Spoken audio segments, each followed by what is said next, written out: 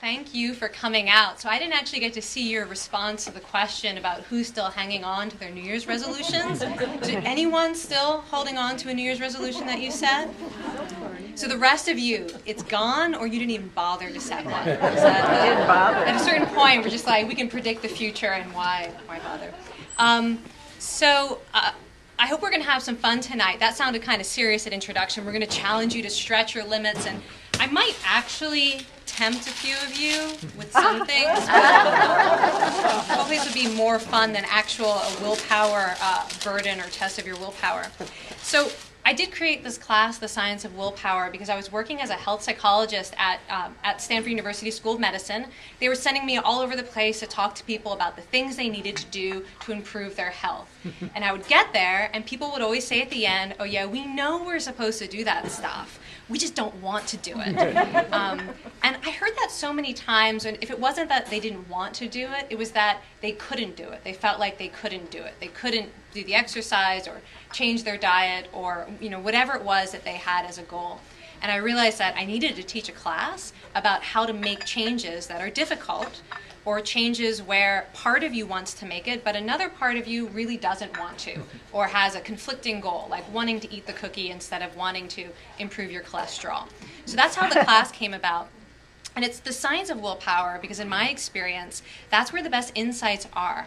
I love reading new studies and coming up with strategies for self-control based on the evidence. So what I thought I'd do tonight is take the two most common New Year's resolutions and share with you some of my favorite studies that illuminate very simple strategies for helping to achieve those goals. And those two most common resolutions are to get fit, lose weight, improve your health on that one side, and to break a bad habit. Quitting smoking is actually the most common, but the things we're going to talk about today could be appropriate for any sort of habit that you want to break or change. So I'll share with you some of the studies, and you'll leave with some very practical tips about how you could apply that to your own willpower challenges. And then at the end, when we do the book signing, an extra special treat tonight. I have an identical twin sister, Jane McGonigal, and they happen to have her book here, and I've been authorized to sign her books. But it's going to say Jane McGonigal, asterisk DNA, rather than share. Okay, I was just seeing if you guys laugh at the science jokes. You know how we are. The title and theme of her book? Reality is Broken, Why Games Make Us Better. And so if you think willpower is not fun enough, my sister is a lot more fun. So I'll play, not willpower. Play will make you better.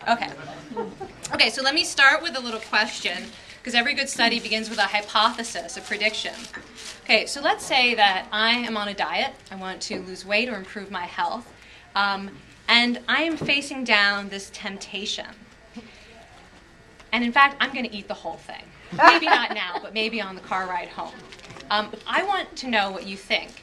Do you think that guilt, feeling bad about eating this cookie, the guilt that I might feel afterwards, is that going to help me resist the chocolate bar that I also happen to have? Just raise your hand and just vote. Your prediction. Would guilt, feeling a little bit bad about eating this cookie, is that going to help me resist this piece of chocolate?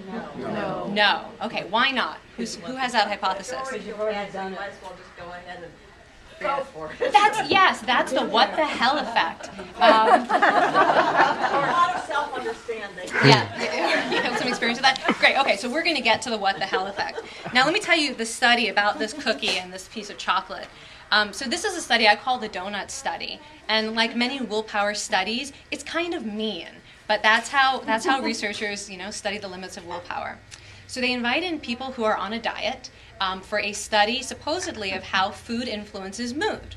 And when the dieters get to the study, they are forced to choose a donut, so they are complicit in this. They have to choose their flavor of donut, and then they're asked to eat the whole thing in about 5 minutes and drink a full glass of water.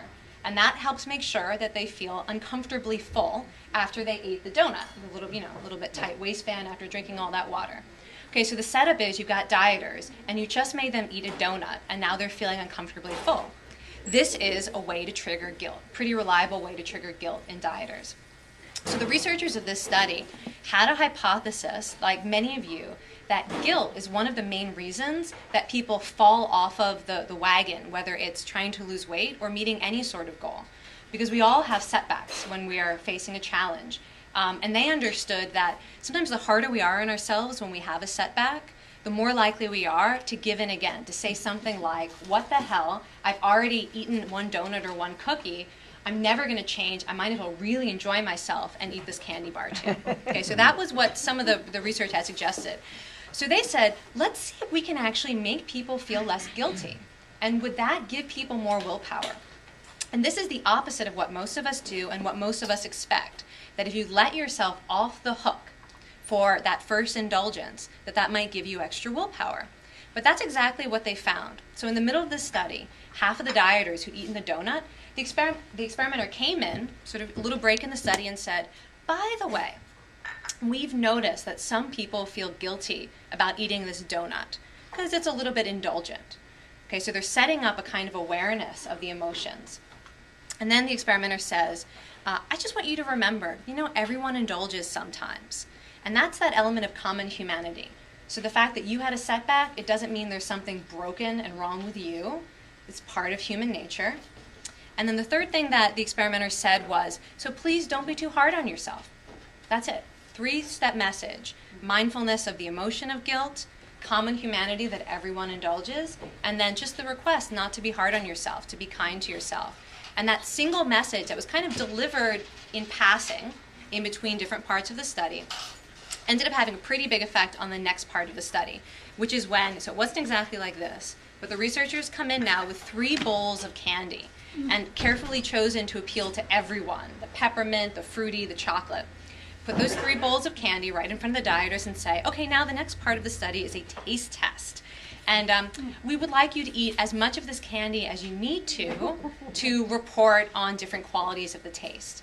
And the bowls were all pre-weighed, so they would know exactly how much candy each participant ate.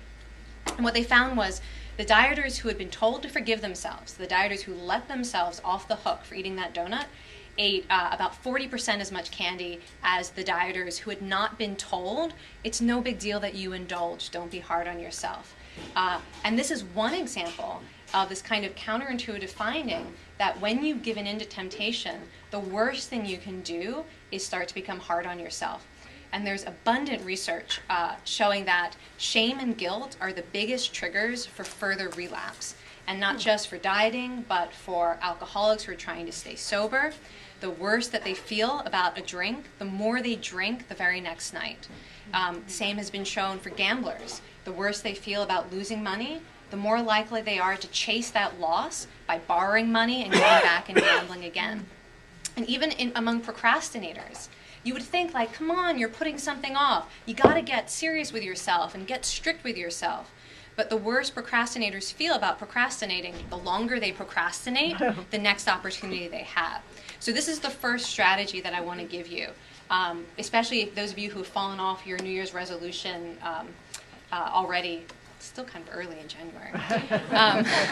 But that's human. Don't be hard on yourself. So the first strategy is just when you have these setbacks, to actually maybe even talk yourself through that same kind of message that the dieters in the study received. That is to be aware that we have this tendency to be hard on ourselves, that we feel guilty, maybe we feel disappointed in ourselves, or frustrated, sad, anxious, any difficult emotion. To be aware of that, and to remind yourself that that is part of any process of change or reaching a goal, and to kind of put yourself back on track by remembering your goal. So that's strategy number 1, self-compassion. And I will be enjoying this cookie later on. Okay, next strategy. Just raise your hand if you got a good 8 hours of sleep last night. Wow, that's actually pretty good. You always get 8 hours of sleep? Yeah. So you are kind of working on maximum willpower capacity, those of you who said yes. The study I want to tell you about next took one of the biggest willpower challenges that anyone faces, people who are addicted to drugs. And this was a substance abuse recovery program where they decided to try out a new method they were going to add to the usual treatment for addiction. And the one thing they added was a breath-focused meditation with the aim of helping the recovering addicts sleep better at night. Now, many willpower challenges, but especially addiction, interferes with a good night's sleep. And when you aren't getting enough sleep, your brain is not really charged enough in order to exert your full willpower and self-control. So in this study, they taught the recovering addicts how to pay attention to their breath. And they were asked to do it for about 5 to 15 minutes a day. And that was like the main extra intervention. What they found was that just learning to do that 5-minute breath-focused meditation increased the amount of sleep that they were getting per night by 1 hour, and that increased sleep actually predicted whether or not they would relapse in the future. And the amount of minutes that they meditated per week also predicted relapse, and they were more likely to stay sober, clean and sober, if they had learned this meditation technique and if they'd gotten more sleep than people who had only received the standard psychological and medical treatment for addiction. And the reason I like this study is because, well, first of all, because the willpower challenge is so intense. We know that addiction is biological, physiological. It's not a matter of willpower in the sense of, come on, just buck up and do it. It's a very difficult challenge. And this study illuminates actually how biological willpower is also. One of the things that we know from the neuroscience of willpower is that self-control, including resisting temptations or overcoming stress so that you can do something that you're anxious about, that requires the brain to use more energy than pretty much anything else it does. It's a very energy expensive task for the brain. And when you are not well fueled by sleep or by food, you actually lack the energy for the brain to kick itself into that state that allows you to override your impulses or resist temptation or muster up your motivation. And so the take-home point from this study is how important it is to take good care of your body if you want this thing that we typically think about as being psychological willpower. And to really understand that to sort of be the best version of yourself, you need to take care of yourself first. And you can sleep your way to more willpower. It sounds like some of you are already doing that. But sleep is not the only thing you can do to improve the physiology of your brain for self-control. Anything that you do that reduces stress or restores your spirit or your mood actually helps the brain use energy efficiently and shift into that state of self-control. And there's research showing that things like listening to your favorite song can do it, spending time with animals can do it. Spending a few minutes outdoors seems to be one of the biggest ways to restore the brain's efficiency at using energy. And even prayer and yoga and the kinds of things that we sometimes think we don't have enough time to do that really just make us feel more connected and a little bit more centered, that these are things that when you do them throughout the day actually keep your brain functioning at whatever your highest capacity is. So that's strategy number 2. We've got you being easier on yourself, strategy number 1. You're a little bit less guilt, a little bit more forgiveness, and sleep, or anything that you can do to take care of your physiology. Now, for the next study, I'm going to need a volunteer. Whose birthday is in January? Okay, so I want the person whose birthday is closest to today. So what's your birthday? It was the 9th. The 9th. What are we? Anyone closer than the 9th? The 3rd. The 3rd. So we're gonna the 9th. Anyone closer than the 9th? Okay, but you got to come up here. I'm up. Okay. Happy birthday. Here's your gift. So here's how this works. This is a fishbowl. Okay. And in this fishbowl are a number of slips of paper. Some of them are really fun prizes, like a signed copy of my book. A few more are for a chocolate bar, and then about 60% just say, "Great job, keep it up." So I want you to close your eyes, go ahead and put your hand into this fishbowl and pick a prize. Okay. Okay, what did you get? Keep it. Great job. Keep it up. Okay. You know what? What's your name? Dick. Dick. Okay, just for volunteering, I want to give you the book anyway. That was a good demonstration. Thank you. All right. Thank you. Okay, so what is this? What is this? Would you believe that what we just did, actually changed the rate of program completion? This is another study of drug addiction. It changed the rate of program completion from an average of 23% of participants making it through a drug addiction program to 83%, and increased the percentage of people who always pass their drug tests from 40% to 80%. The opportunity every week that you pass your drug test, you get to put your hand into a fishbowl and draw out a prize. And in this particular intervention, which has been replicated a number of times, the vast majority say, good job, keep it up. And then about 20% say, have prizes worth about $1, like a bus token or a McDonald's coupon, because they're trying to get you addicted to something else, I think. And then like one is worth $20, like the book, and usually 1 out of 100 is worth about $100, like an iPod. And this fishbowl technique has been found to be better than paying people to stay clean and sober. There is something about the feeling like you might get a reward for what you're doing, and it could be a little reward or it could be a big reward, that hijacks the motivational centers of the brain. Actually, in the same way that McDonald's does. Did you feel kind of excited when you were putting your hand in there? Do you have a question? They use the same technique for my 12-year-old son in middle school. Yes. Well, good. I'm glad to hear that they have evidence-based strategies in your son's school. Yeah, and so this is the finding that when you're trying to give up something, or when you're trying to motivate yourself to do something you don't really want to do, that you've been procrastinating, it is very difficult to do that unless you can activate the motivational system of the brain that drives you towards action. And our motivational system evolved to seek rewards. I mean, it was originally there to make sure that we ate and mate, so that we survived and our genes survived. Basically, the motivational system that has to make us do everything, and even that motivates us to do something difficult, like resist temptation, it has to believe that there is a reward present. And with a lot of the changes that we try to make, those rewards feel very far off. Maybe I'll live longer.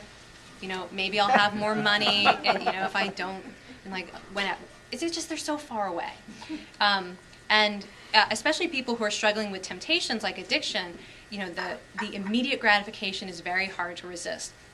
So this is an interesting intervention because it says, well, let's just use that system that usually gets us into trouble, that makes us chase the inappropriate rewards, and let's just give it another reward to chase. And this seems to work as long as you have any sort of sincere desire to change. I mean, the statistics are actually amazing at how well something so trivial works. And it's because people actually want to change, and they just need a little bit of that extra kind of neurobiological push in that direction. And so the next strategy is, when you're trying to make a change that is uncomfortable or sort of long-term, is to find a way to hijack that motivational system for yourself, even when it feels kind of silly. So in the book, I have some examples of ways that my students have done this. Things like bringing out Christmas music to do a task, because Christmas, very exciting. We get a lot of times our dopamine neurons that give us that feeling of anticipating pleasure are going to fire off when we hear Christmas music. One student who bought lottery tickets and got to scratch off a lottery ticket every time she did something on the unwanted task list. I like to go shopping as a reward that's because my willpower challenge, I don't get in too much trouble with the credit card debt. Otherwise, that would be a very bad strategy. But the idea is to find ways to plant these little rewards for yourself, and they don't even have to be that big. How sort of easily fooled the brain is when there is any kind of sincere desire to make the change. And not to think that that's copping out. Sometimes when I mention this strategy, my students are like, well, I should have the willpower to do it without the chocolate bar reward. But you know what? If you're not, then maybe you should try it with the chocolate bar until it's actually happening. And there are some really interesting ways that this theory is starting to be applied to handle other problems as well. Some of you may have seen this in the news, that some states have started to lotterize bank savings for populations who typically spend money on lottery tickets but don't have any savings in the bank. About 50% of Americans have no retirement savings whatsoever. And part of the reason is because it's more fun to think you might win $1 zillion than to get 1% return on your money.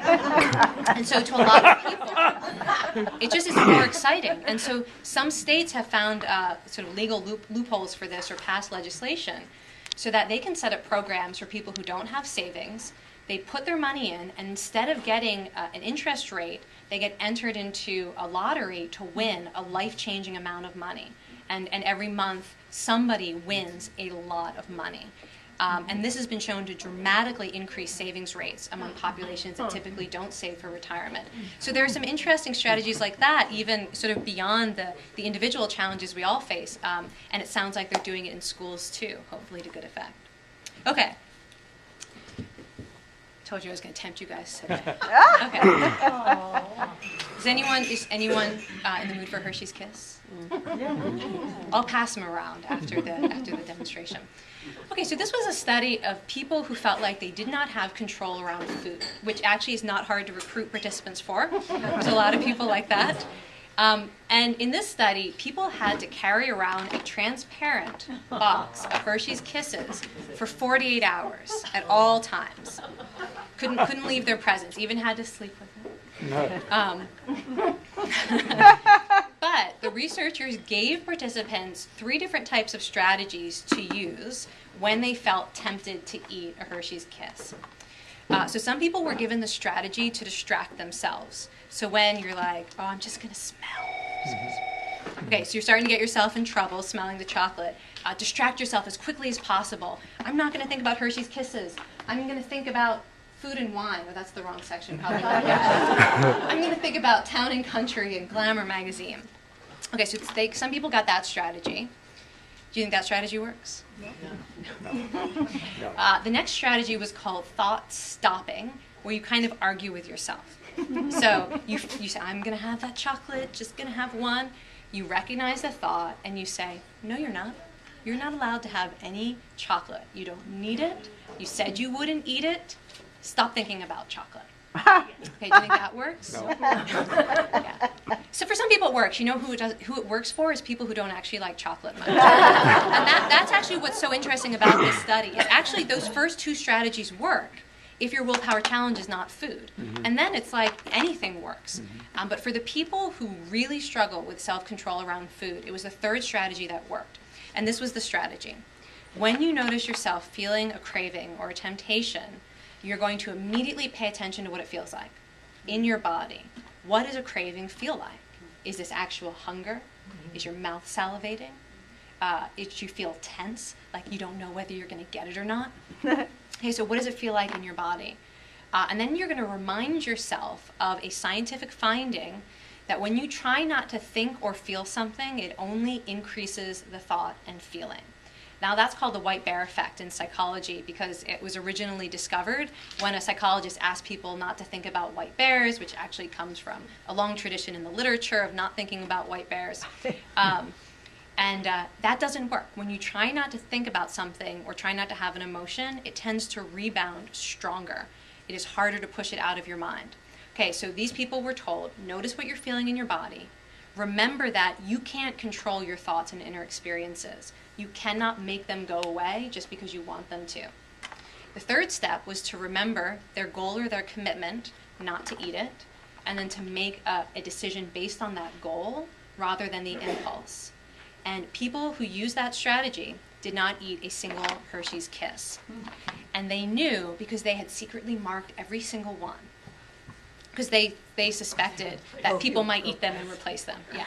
So every Hershey's Kiss was secretly marked to make sure they all got returned and not some fake Hershey's Kisses after the Hershey's Kiss binge from overnight.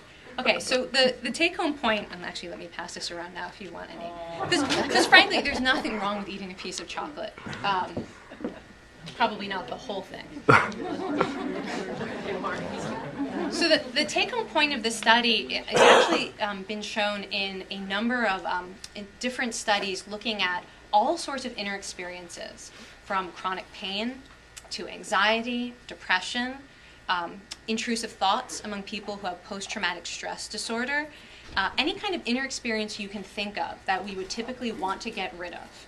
All of that uncomfortable stuff, all of those cravings, all of those difficult emotions, that this strategy of tuning into the sensation of it and giving up the battle to try to push it away actually allows that inner experience to kind of dissolve on its own, to kind of move through you and pass and disperse, rather than to get stuck into it, which is what often happens when we try to fight our inner experiences. And in the addiction literature, this technique is called surfing the urge. In the psychological literature, it's often called mindfulness, sometimes called acceptance. All of these strategies where you basically say, I'm not entirely in charge of what I think and what I feel. All I can really be in charge of is what I do. And come up with a strategy for making these value-driven choices that don't have to follow what's going on in our inner experiences. So that's strategy number 4. And the last strategy, and I'll just ask again, for you guys are very accurate scientists, I have to say. So we'll see. You have a goal. Maybe it's a goal to run a marathon, and so you're going to run every day. Maybe it's a goal to write a novel, so you're going to write 10 pages every day. You've got some goal. Okay? Just imagine that. And I want you to tell me, are you going to have a better chance of succeeding at that goal if you imagine yourself failing every day, or if you imagine yourself succeeding every day? Raise your hand if you think imagining failure is going to be the superior path. Raise your hand if you think imagining success. Oh, good, I tricked you guys. All right. Yes, plan to fail. So plan to fail. This was a study that took a bunch of women of all ages who had the goal to exercise regularly, and they didn't exercise at all. And they gave them, well, they didn't exercise at all yet, but they were going to. So they had this goal, and some women were given the typical spiel, imagine what you want, you can do it, know all the reasons you want to do it, go for it. Another group was given a second step to this, and they were asked every day to write what the biggest obstacle was going to be to them doing whatever it was they wanted to do, which in this case was exercise, to be very specific about it. How are you going to not exercise? What's that going to be like? What are you going to say to yourself? When's it going to happen? What's going to distract you? And to be kind of detailed about that. And then to come up with a plan for how they might be able to avoid that. So in a way, it's imagining success. But they had to be very specific and to pay attention every day to how it is they chose not to exercise. And they had to do this exercise every day.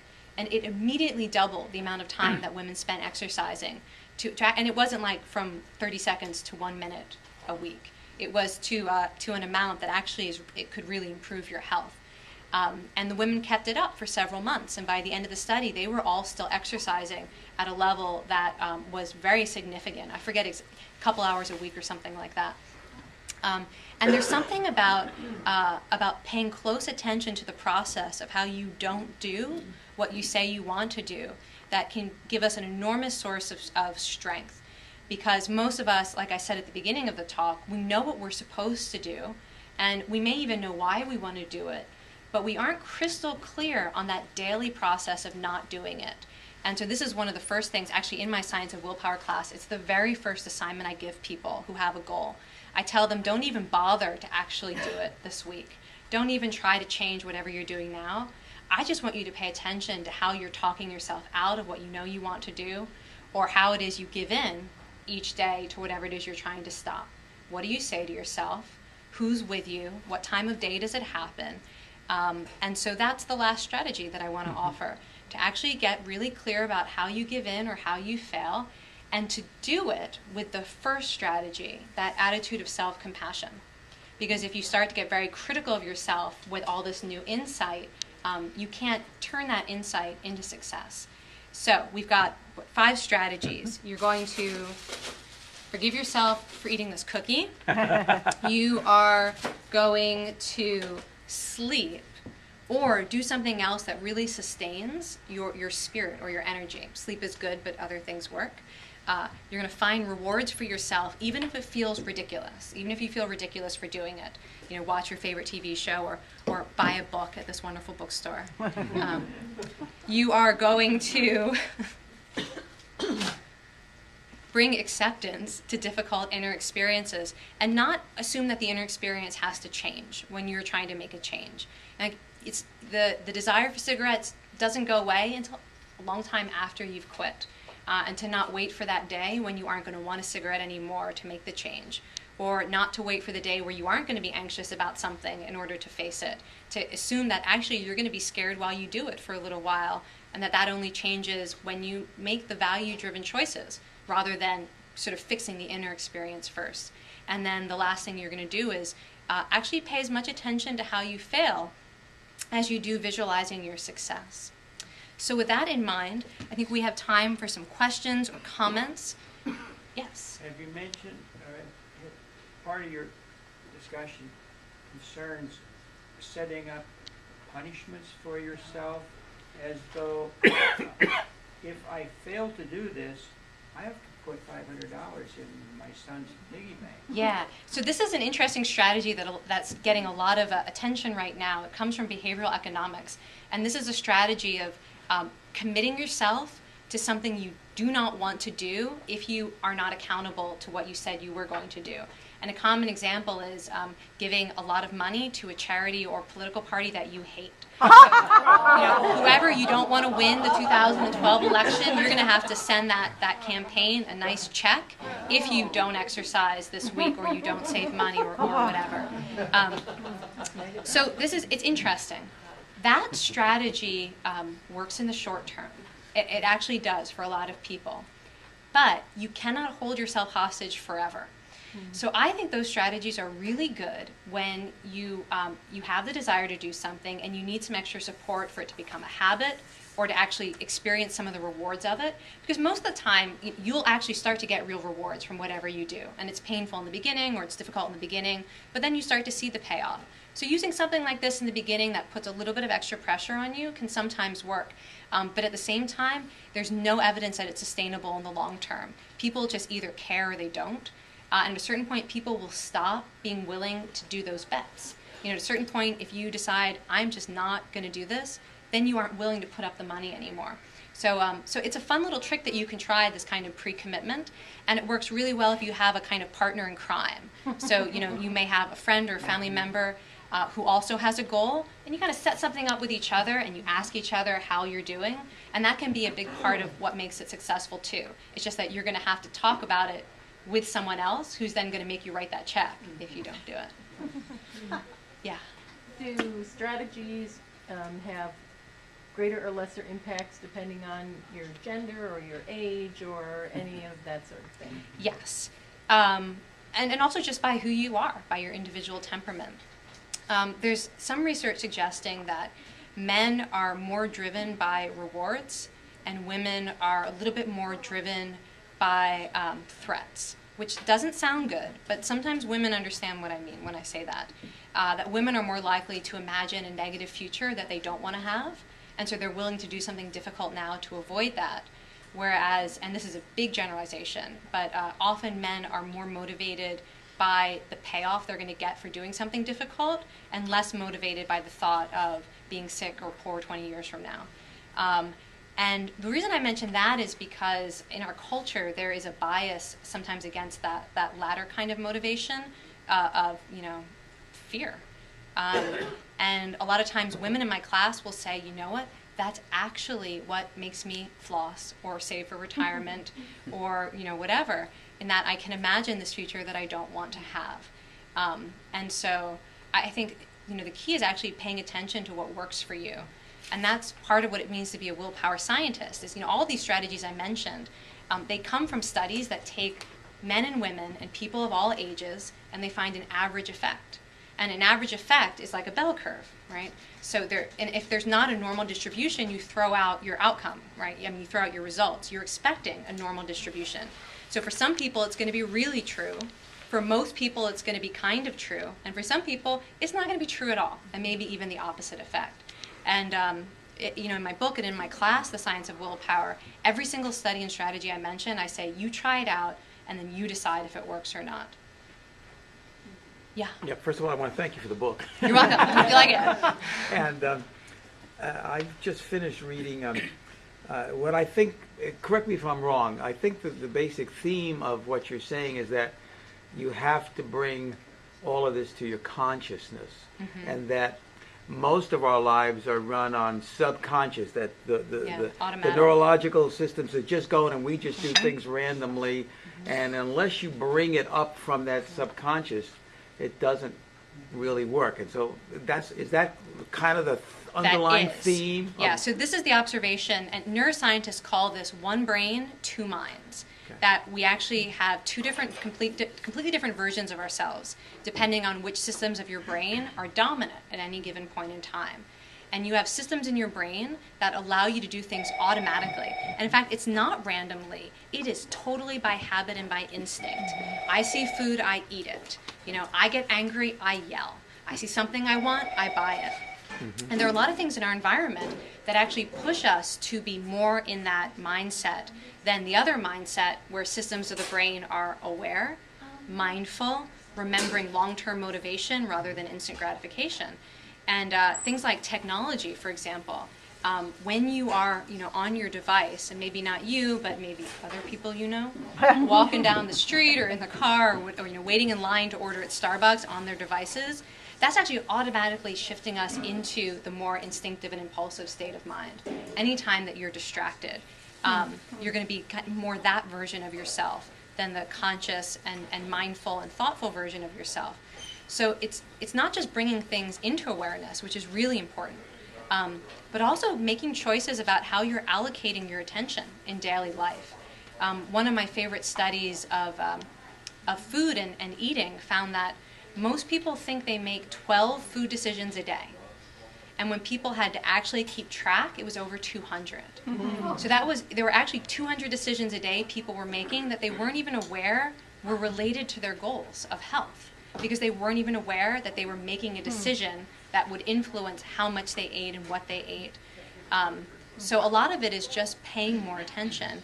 And of course, we have limited attention. You can't pay attention to everything, but you can choose to pay more attention to things that are really relevant to whatever it is you want to spend your time and energy on right now. Yes. I just want to say thank you for a great talk, really interesting. Thanks. And to give you just a little bit an example of the reward systems, I used to be a substitute teacher in the public school system. And it got pretty nuts in some of the rough schools. I'd be there for a day or two, so they were all in just to ruin my life for a day. I bet. Have a free day. So I really had to think about how to get around it. And I ended up getting a big postal bag full of dime store items, little rings and jacks and some, magnifier glasses. They had no idea what was in here. But I would I'd hang it prominently in the classroom on first day in there. Hi, I'm okay, here's the deal. You behave today, you get to grab in the bag. And the toughest schools and the toughest Russian neighborhoods, whatever, they would pipe down, they would do the assignments. And even if they came back the next day after they realized it was just going to be a little something, an eraser, they would do it again. Yeah. That's a great story. Thank you for sharing that. And